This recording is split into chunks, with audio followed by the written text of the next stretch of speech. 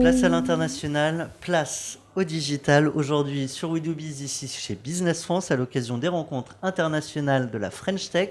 Avec nous, Hervé Cabla, bonjour. Bonjour. Hervé Cabla, vous êtes dirigeant de BeAngels, une agence digitale et social media. Vous allez intervenir tout à l'heure sur les enjeux du digital, justement à l'international. Alors ces enjeux, quels sont-ils ? Alors, un enjeu très simple, c'est que le premier point de contact très souvent entre une marque et son public se fait par le digital. Je découvre un produit, j'en entends parler, je veux me renseigner, je vais passer par ce qu'on fait tous à longueur de journée, c'est le moteur de recherche. Et le moteur de recherche va nous diriger vers les points de contact digitaux de l'entreprise, s'ils existent, et s'ils ont été élaborés et traduits dans la langue du public justement auquel on cherche à s'adresser. Alors c'est ça, parce qu'en France, on arrive à peu près, c'est pas totalement le cas, mais tous à savoir ce qu'il faut faire sur Internet pour être présent sur le moteur de recherche. À l'international, est-ce qu'il y a des spécificités à avoir en tête ? Alors, il y a une spécificité très simple, c'est qu'il faut se mettre dans la peau de l'interlocuteur qui est en dehors du territoire. Et on peut faire ce jeu de miroir très simplement en prenant une entreprise, je sais pas, une entreprise taïwanaise, une entreprise brésilienne, pour un public français. Eh bien, comment on va réussir à percevoir ces produits ? Il suffit d'aller sur le site web, de voir que le site web n'est pas traduit, que sur la page Facebook, on ne peut pas poser de questions en français. Et on comprend très bien qu'à l'inverse, si on continue à envisager de se développer à l'international sans prendre les bonnes mesures, ben, on va au devant de quelques déconvenus. De manière très pragmatique, vous évoquiez une page Facebook sur laquelle on ne peut pas poser de questions, par exemple en français. L'inverse est vrai, je pars à l'international. Est-ce que ça veut dire qu'il faut que je crée plusieurs pages Facebook par pays, plusieurs comptes Twitter par pays ? Alors, c'est une question qui n'a pas une seule réponse. Il y a une réponse technologique, il y a la réponse des éditeurs, LinkedIn ou Facebook, qui est l'utilisation de filtres sur ces plateformes-là. Par exemple, on peut décider de publier des contenus qui ne s'afficheront sur les fils d'actualité que des locuteurs de la bonne langue ou des résidents des pays ciblés, à condition bien entendu d'avoir suffisamment de fans ou d'abonnés dans la langue en question.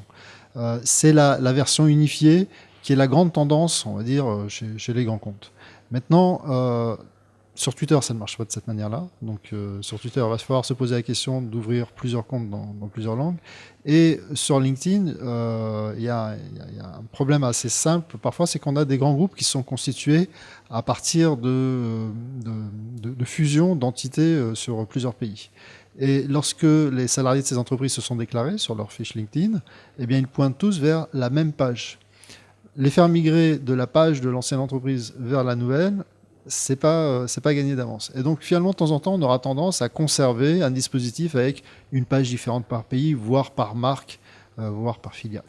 Hervé Cabla, 3 manières de se planter quand on part sur le digital à l'international. Alors, 3 manières. La première, c'est de parler français uniquement.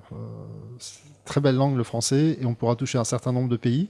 On en touche déjà, hein, on s'exprime en français, l'Afrique du Nord, le Canada, quelques pays limitrophes, mais aux États-Unis, au Brésil ou au Japon, le français, c'est quand même pas ni la première, ni la deuxième, ni la troisième langue. Deuxième façon de se planter. Deuxième façon de se planter, bien, c'est de mettre en place tout ce qu'il faut. C'est bien traduit, c'est disponible, etc. Mais en cas d'interaction, il n'y a personne. Alors, il n'y a personne pour plusieurs raisons. Soit il n'y a personne parce qu'on n'a pas compris la question. Oui, on avait un stagiaire l'année dernière qui parlait allemand, mais il est parti. Merde, qu'est-ce qu'il parle allemand ? T'as pas fait allemand première langue ? Les allemands première langue, il n'y a plus. Deuxième problème qu'on peut avoir sur cette question de disponibilité, un problème en Chine, c'est un problème qui peut se dérouler à des heures où habituellement on dort en France. Donc il faut avoir des équipes qui soient capables de répondre dans les bons fuseaux horaires. Voilà. Et une dernière façon de se planter pourrait être ? Dernière façon de se planter, c'est croire qu'en ouvrant ces espaces digitaux, on sera visible. C'est faux. Il faut des achats médias et il faut concevoir ces campagnes d'achats médias sur le pays convenablement en identifiant les bonnes cibles, en identifiant les bons publics. Et pour cela, je pense qu'il faut quand même passer un peu de temps sur les pays ciblés. On ne peut pas faire tout cela à distance, même si c'est du digital. Savoir comment se planter, c'est comprendre comment réussir. Un grand merci à vous, Hervé Cabla. Je le rappelle, directeur général chez BeAngels. À très bientôt sur notre antenne. Merci beaucoup.